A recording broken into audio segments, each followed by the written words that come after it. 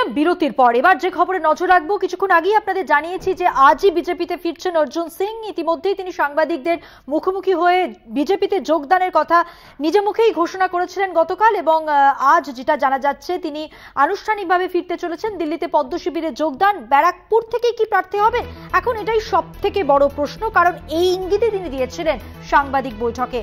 যোগ দেবেন আরো এক বড় নেতা, তিনি সে কথাও বলেন গতকাল। ইঙ্গিত দেন, ইঙ্গিতপূর্ণ মন্তব্য করেন অর্জুন সিং। সব মিলিয়ে ঠিক কি হতে চলেছে, ব্যারাকপুর থেকেই টিকিট পাচ্ছেন তৃণমূল প্রার্থী বিজেপি প্রার্থী হিসেবে অর্জুন সিং, সেই সমস্ত প্রশ্নের উত্তর হয়তো আজই মিলবে।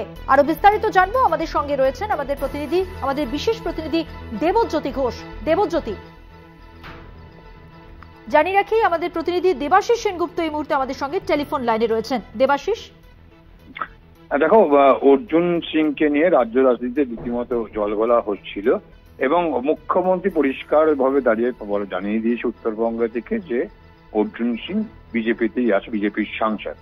এবং সেই জায়গায় দেখা গেছে যখন তৃণমূল কংগ্রেস তাদের লোকসভার প্রার্থী যখন ঘোষণা করে, সেই প্রার্থী তালিকায় অর্জুন সিং এর নাম নেই।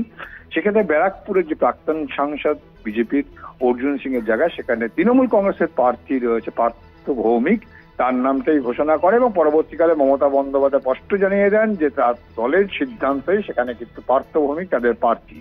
এবং যখনই নাম ঘোষণা হয়েছে পার্থ ভৌমিকের, তারপর থেকেই অর্জুন সিং এর সঙ্গে কিন্তু আবারও দূরত্ব বাড়ে তৃণমূল কংগ্রেসের, এবং তিনি স্পষ্টত জানিয়ে দেন তিনি ব্যারাকপুর থেকেই প্রার্থী হবেন এবং সেখানে তিনি দাঁড়াবেন।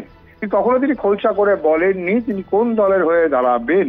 কিন্তু সূত্র মারফত আমরা যতদূর জানতে পারছি যে বিজেপি থেকেই তিনি কিন্তু আবারও দাঁড়াবেন এবং বিজেপির প্রার্থী তালিকায় তার নামও থাকবে এবং তিনি বিজেপিতে আবার ফিরে যাচ্ছেন। যদিও অফিসিয়ালি কিন্তু বিজেপির সাংসদ হিসেবে কিন্তু অর্জুন সিং রয়েছে, সেই জায়গা থেকে তিনি কেন্দ্রীয় নেতৃত্বের ব্যাপারে সিদ্ধান্ত নেবেন এবং সিদ্ধান্ত সম্ভবত তিনি ইতিমধ্যেই দিল্লিতে পৌঁছে গিয়েছেন এবং দিল্লিতে তিনি আজকেই হয়তো বিজেপির পতাকা হাতে তাকে আবার দেখা যাবে এমনটা। এবং কেবল তাই নয়, ব্যারাকপুর কেন্দ্র থেকে তিনি হয়তো বিজেপির প্রার্থী হিসাবেও কিন্তু তার মনোনয়ন পাবে, কেন এখনো পর্যন্ত কিন্তু 23টি আসনে 20-20টি আসনে তারা নাম ঘোষণা করলো আসানসোলের প্রার্থী নিয়ে, যেহেতু এখনো পবন সিং এর ক্ষেত্রে কোনো রকম সিদ্ধান্ত হয়নি, পবন সিং নিজেই সেখানে দাঁড়াতে চাইছেন না।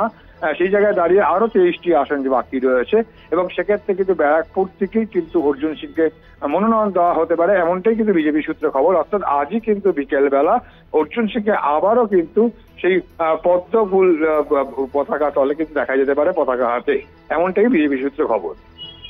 ধন্যবাদ দেবাশিস। কথা বললাম আমাদের প্রতিনিধি দেবাশিস সেনগুপ্তর সঙ্গে। এর আগেই আমরা দেখেছিলাম বিক্ষুব্ধ অর্জুন সিং, তিনি গত রোববার যখন তৃণমূলের 42টি আসনে 42 জন প্রার্থীর ঘোষণা হলো তৃণমূলের পক্ষ থেকে, তখন থেকেই তিনি বিক্ষুব্ধ হন এবং তিনি তৃণমূলের বিরুদ্ধে তার ক্ষোভ উগরে দেন। তিনি বলেন তার সময় নষ্ট হয়েছে এবং তিনি এটাও বলেন যে তিনি এই বিষয়টি বারবার ভেবেছেন, কিন্তু শেষ পর্যন্ত তার যে সিদ্ধান্ত তিনি সেই সিদ্ধান্তে অনড় থাকেন, অর্থাৎ বিজেপিতে ফেরার সিদ্ধান্ত, যা সাংবাদিকদের মুখোমুখি হয়ে তিনি জানিয়ে দেন।